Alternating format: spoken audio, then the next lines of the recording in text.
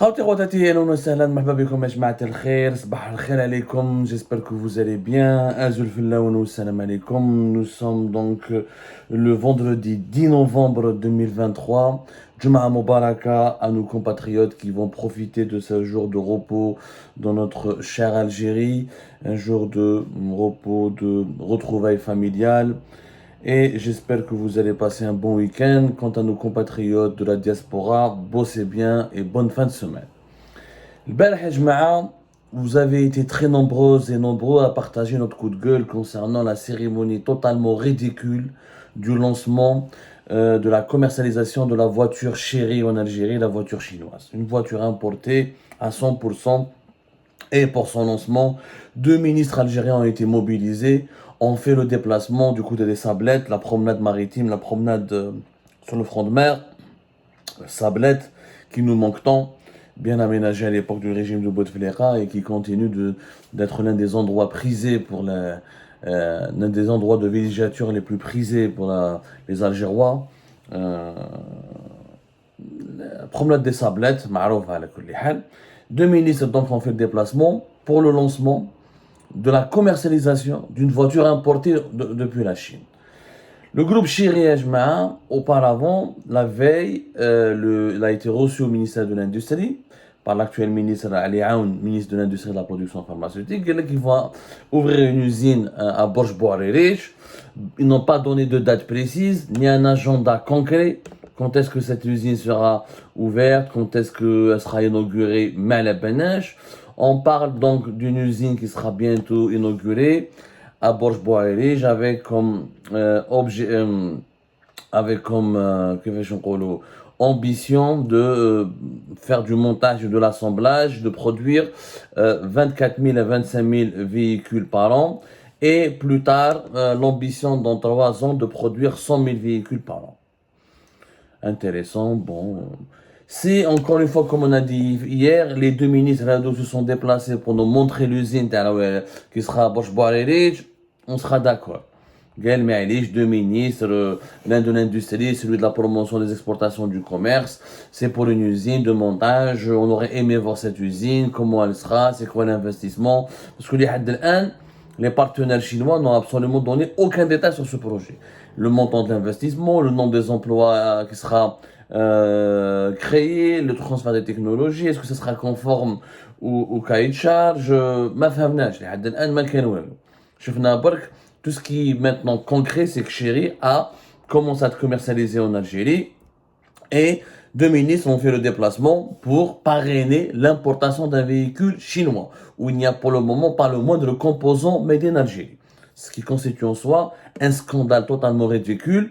Tu ne fais pas déplacer un ministre de l'Industrie et un ministre de la Promotion des Exportations pour parrainer l'importation d'un produit étranger, ce qui signifie l'échec total de la politique du gouvernement algérien. En plus de cela, il y a un autre scandale dont je vais vous parler, restez concentrés bien, c'est l'incohérence entre les valeurs prônées et défendues par le gouvernement et le régime algérien et ses pratiques sur le terrain. Vous savez qu'en Algérie, les relations indirectes ou directes avec Israël, elle est appelée en Algérie l'antitisioniste, l'Algérie refuse de normaliser ses relations avec Israël, refuse toute perspective de normalisation et tout pour parler ou tout contact direct ou indirect avec Israël. À un moment donné, l'Algérie avait même voulu, 2021-2022, il y a certains politiciens algériens qui ont même proposé une loi qui criminalise toute relation avec Israël, c'est-à-dire toute personne qui a une relation avec un individu, une entreprise ou un organisme qui relève d'Israël pourrait risquer de la prison et considéré comme étant un traître. Donc officiellement, l'Algérie refuse tout contact et dans le domaine économique, l'Algérie a toujours eu comme doctrine, comme dogme, d'empêcher les investisseurs internationaux qui ont des partenaires ou des actionnaires ou des associés israéliens de mettre un pied en Algérie. Ça a toujours été une doctrine parce que l'Algérie ne fait pas confiance à Israël, elle a peur de l'espionnage et elle ne veut pas entrer dans un processus de reconnaissance d'Israël, quelles que soient les modalités. Elle ne veut absolument pas avoir affaire à un associé, un partenaire, ou un investisseur, ou même dans le monde universitaire, dans le monde économique, dans le monde diplomatique et politique, tout contact avec Israël est interdit en Algérie. au nom de la défense de la cause palestinienne, au nom de la défense de la dignité du peuple palestinien et au nom de la lutte contre le sionisme. L'Algérie, ce sont des valeurs officielles. Et bien pourtant, avec l'affaire Chéri, nous sommes en train d'assister à une hypocrisie totale du régime algérien parce que le groupe Chéri, le groupe chinois Chéri, il est lié directement à des intérêts israéliens puissants. Il est même partenaire et associé avec le plus grand lobby économique israélien dans le monde. La voiture Chéri, qui est proposée aux Algériens à partir de 200 millions, 199 millions, et je le dis et je le redis, le partenaire et l'associé attitré du lobby économique israélien le plus puissant du monde. Aucun autre groupe automobile dans le monde, ni aussi proche, n'a autant de relations aussi puissantes et de relations aussi imbriquées avec les intérêts avec les intérêts israéliens. Alors je vous explique. Alors Chéri Automobile, c'est un groupe à part qui a été créé en 1997 et qui a commencé à Wuhu, dans la ville de Wuhu, qui a eu comme idée de développer l'industrie automobile. C'est une ville, moi j'ai visité Wuhu, j'ai été à Chéri Automobile. C'est vraiment un groupe assez ambitieux. Il est ambitieux parce qu'il appartient en partie à un autre groupe chinois qui est très puissant, le groupe SAIC. Le groupe SAIC, alors c'est un groupe c'est le Shanghai Automotive Industry Corporation. C'est l'un des plus grands groupes industriels chinois qui est spécialisé notamment dans l'industrie automobile et dont le chiffre d'affaires dépasse les 100 milliards de dollars et qui est classé parmi les 500 entreprises les plus prospères à travers le monde. Le groupe Shanghai Automotive Industry Corporation, il date depuis les années 50, 1955, et lui, il s'est enrichi, il a eu une grande expérience dans l'industrie automobile parce qu'il a été les partenaires en Chine du groupe Volkswagen ou de General Motors. C'est-à-dire que quand les Allemands de Volkswagen et les Américains de General Motors ont investi en Chine pour conquérir le marché chinois, ils ont pris comme partenaire le groupe SAIC avec lequel ils ont fait ils se sont associés pour monter, assembler et produire leurs véhicules en Chine. Petit à petit, le groupe donc Shanghai Automotive Industry Corporation a acheté des licences, etc. Il a commencé à produire des véhicules Fiat, Volkswagen, Ford, etc., General Motors plutôt. Donc il a acquis une grande expérience. Même il s'est lancé de ses propres ailes pour créer ses propres marques. Il a acheté surtout une marque sud-coréenne qui n'est peut-être pas assez connue en Algérie. C'est une marque qui était concurrente de Hyundai et de Daewoo. Moraha, il a créé ses propres marques. Sa marque la plus connue en Chine, c'est Chery. Donc, en Chine, il y a 3-4 grands groupes dans l'automobile. Le China Automotive Industry Corporation, qui est un groupe FAO, qui est Dongfeng Motors. C'est des grands groupes chinois qui ont eux-mêmes plusieurs marques et qui ont, grâce à leur réussite éclatante depuis le milieu des années 2000, se sont internationalisés. Ils ont acheté des marques à l'étranger. Vous allez trouver que des groupes chinois ont commencé à investir les marchés mondiaux. Justement, ça commence à être intéressant. Alors, je cherche... ça commence à être intéressant, pourquoi? Parce qu'à partir de 2007, le groupe Chéri a décidé en décembre 2007 de s'allier avec un groupe israélien pour créer une marque automobile qui est israélo-chinoise. Cette marque s'appelle Coros. Elle a été créée en décembre 2007. Chinois, le groupe chinois Chéri s'est allié avec le plus important fonds d'investissement israélien dans le monde, Israel Corp. Israel Corp, vous pouvez ça a été créé juste après l'indépendance d'Israël. C'est juste après la création d'Israël, 20 ans après la création d'Israël, 48. Il a été créé en 1968. C'est un énorme fonds d'investissement qui, depuis 2010, a dépassé, ses actifs ont dépassé les 37 milliards de dollars. Aujourd'hui, on parle il a certainement, il détient une cinquantaine de milliards de dollars à travers le monde. وهذا le fonds Israel Corporation, c'est le bras économique de l'État israélien. C'est avec ce fonds que l'État israélien a voulu attirer des investisseurs étrangers chez lui, et c'est avec ce fonds qu'il a décidé d'investir à travers le monde dans plusieurs types d'industries, avec plusieurs partenaires étrangers, pour toujours promouvoir. Israël a une politique, il ne voulait pas exister, il ne voulait pas s'imposer uniquement militairement, ils ont cherché aussi à s'imposer économiquement, et dès le départ, ils ont compris qu'ils devaient investir à l'étranger, entrer en association, ou là, entrer dans le capital de plusieurs grands groupes mondiaux pour défendre leurs intérêts et pour imposer leur existence sur la scène économique mondiale. D'ailleurs, le fonds Israël Corps a eu il est très lié à l'État israélien. Ensuite, il y a eu d'ailleurs plusieurs scandales avec des dirigeants politiques israéliens. Il y a eu des scandales de corruption, il y a eu des scandales de détournement d'argent. Il y a eu la politique israélienne, Israël Korhada, c'est un dossier assez obscur. Parce que les dirigeants israéliens l'ont utilisé vraiment pour faire certaines opérations financières très occultes à travers le monde. En tout cas, il a prospéré, il a beaucoup prospéré. Il a beaucoup d'investissements dans le domaine pétrochimique, dans le domaine de l'énergie. Et il a investi dans l'automobile à travers la marque Coros depuis 2007 avec le chinois Chery Group. Donc Chery, les Chinois, ou le fonds d'investissement israélien Israel Corp sont associés depuis 2007. Ils ont créé Coros, 50%, 50%. Au début, c'était les Chinois qui détenaient 55%. Ensuite, ça s'est équilibré, c'est devenu 50%. Les Chinois ont continué à Chery Group.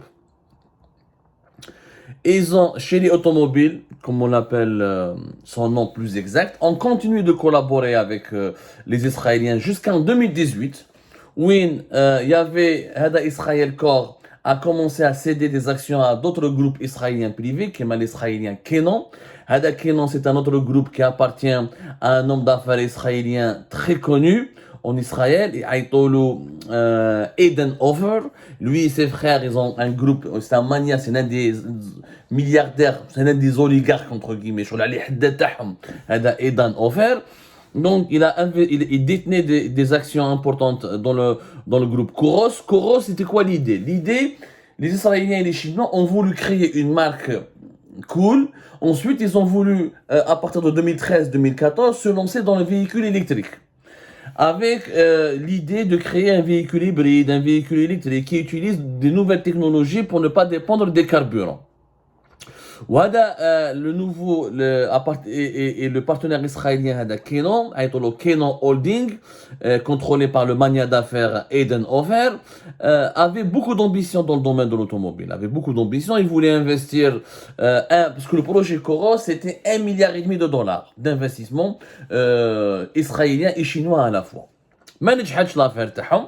En 2013 ça n'a pas marché. En 2018 les Israéliens ont baissé leur investissement avec Chery, où ils ont décidé de vendre leurs actions parce qu'ils ont compris que voilà, c'était très compliqué parce que le projet, les ambitions israéliennes et chinoises étaient de développer des nouveaux types de batteries, des nouveaux types de voitures électriques.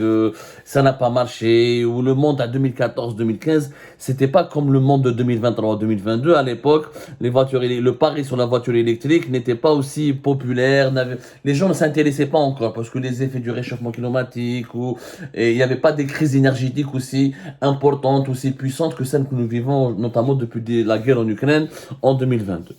Mais même en 2018, le groupe Kenon israélien ont décidé de vendre leurs actions. J'ai un autre groupe chinois. Il y a le groupe Bandong. Attendez que je me trompe pas, que je prononce très très très très bien. Parce que c'est des détails que nous avons. Pour celles et ceux qui veulent soutenir la cause palestinienne, et pour celles et ceux qui criminalisent tout le temps Israël, et pour celles et ceux qui veulent ou là qui réclament et qui croient à un boycott un boycott de tout ce qui vient d'Israël est utile pour la cause palestinienne, ben vous devez savoir que depuis 2018, les Israéliens sont restés partenaires des Chinois chéris, alors qu'ils étaient leur associé principal depuis 2007. Donc, j'ai un autre groupe chinois qui s'appelle Baonang Group, qui détient aujourd'hui donc 63% de cette marque, de cette ville, de l'entreprise qui produit l'entreprise, la Coros, le véhicule Coros, qui est resté israélien, puisque Israël Corps quand ils se sont cadeaux, mais ils détiennent que 12% aujourd'hui à travers une autre société qui s'appelle Quantum LLC, qui est basée, elle, aux États-Unis, qui, elle, restait pas le bras armé, comment dire, la principale filiale d'Israël Corps dans le domaine des investissements dans le secteur automobile.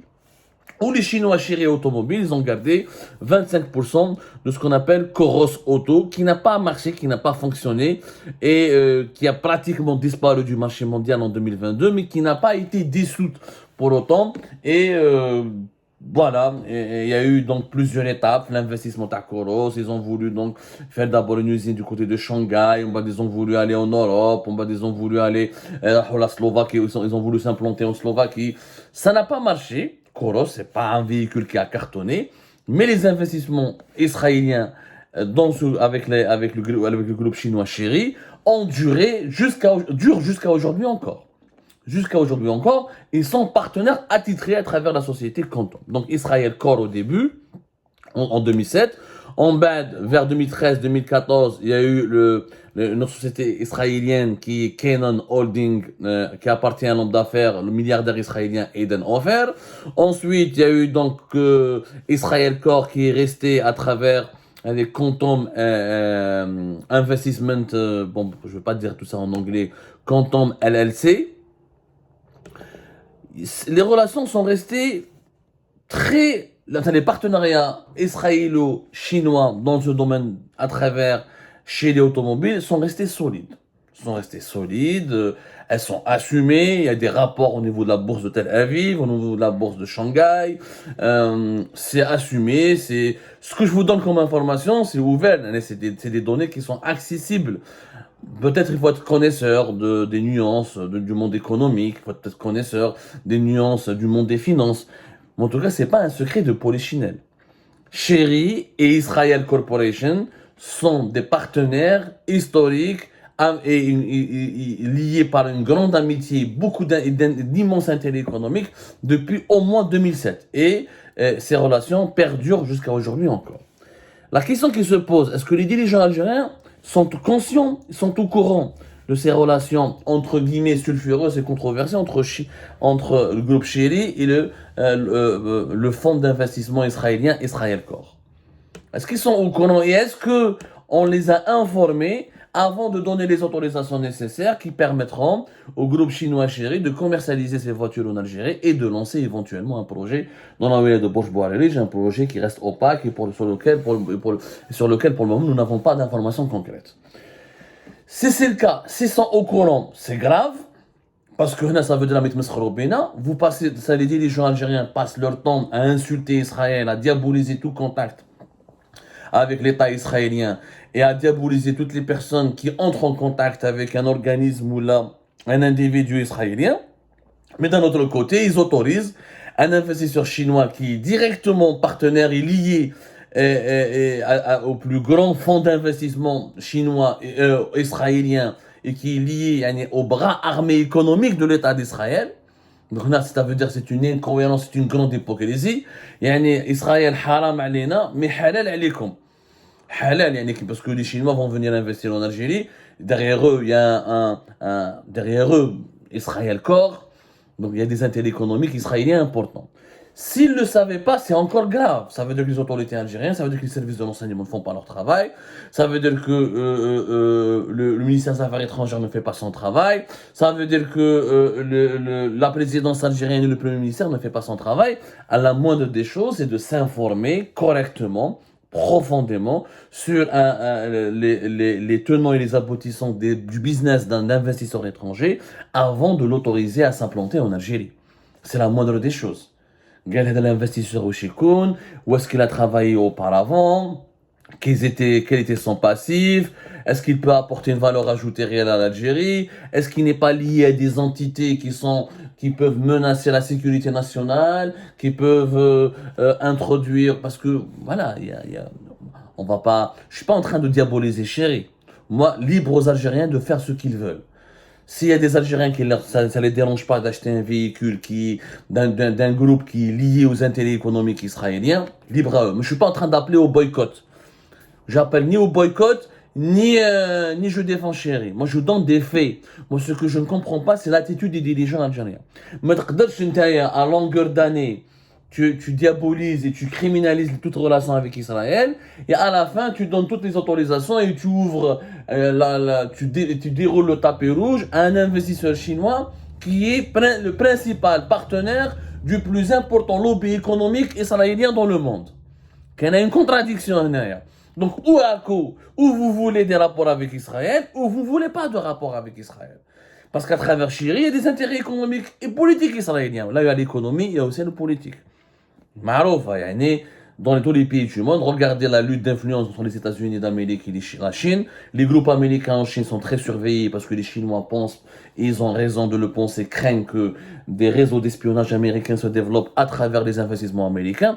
Les États-Unis, la même chose, surveillent très particulièrement les activités des groupes chinois aux États-Unis d'Amérique parce qu'ils pensent, ils ont raison de le penser d'ailleurs, et ça se passe comme ça, à travers les réseaux économiques, il y a aussi des réseaux d'espionnage qui peuvent se développer. Est-ce que les autorités algériennes ont pris conscience du risque éventuel encouru en autorisant l'implantation du groupe Chéri en Algérie? Ça risque, est-ce qu'ils ont pensé au risque du déploiement du lobby israélien dans le pays, alors que l'Algérie développe une politique totalement hostile à Israël? La question reste posée. Donc, où nous sommes cohérents avec nos principes et notre doctrine de relations au niveau des relations extérieures, où il y a une faillite totale au niveau du renseignement, au niveau du gouvernement, au niveau des décideurs qui ne sont pas suffisamment bien informés par leur cabinet, par les services de sécurité ou par les organismes habilités normalement à donner ce genre d'informations sur le parcours et les relations ou l'identité véritable des investisseurs étrangers qui s'intéressent au marché algérien. La question reste posée maintenant que chacun, moi je n'appelle pas au boycott, si vous détestez Israël, ne dites la voiture Chéri, il n'y a pas plus lié à l'état d'Israël que la voiture Chéri. Donc que chacun fait ce qu'il veut. Moi, ce que je veux juste savoir, je ne demande pas, je ne pose pas, je ne fais pas cette émission pour les citoyens qui sont totalement victimes de cette histoire, qui n'ont aucun pouvoir de décision. Leur seul pouvoir de décision, est-ce qu'ils vont acheter ce véhicule? Là. Ça, c'est libre à eux. C'est entre eux et leur conscience et leurs valeurs. Chacun a ses valeurs. Alors, ce que je demande des comptes aux dirigeants algériens qui nous chantent une chanson depuis des années qui se font le chantre, qui se font passer pour le chantre de la lutte contre le sionisme. Et à la fin, voilà, ils ouvrent toutes les portes à des investisseurs chinois qui sont les meilleurs ambassadeurs en tout cas, ou les meilleurs partenaires, les plus grands partenaires en tout cas pour le moment, du principal fonds d'investissement israélien. La question reste posée, on aimerait bien avoir des réponses du côté du ministère de l'Industrie et du Premier ministère et de la Présidence de la République.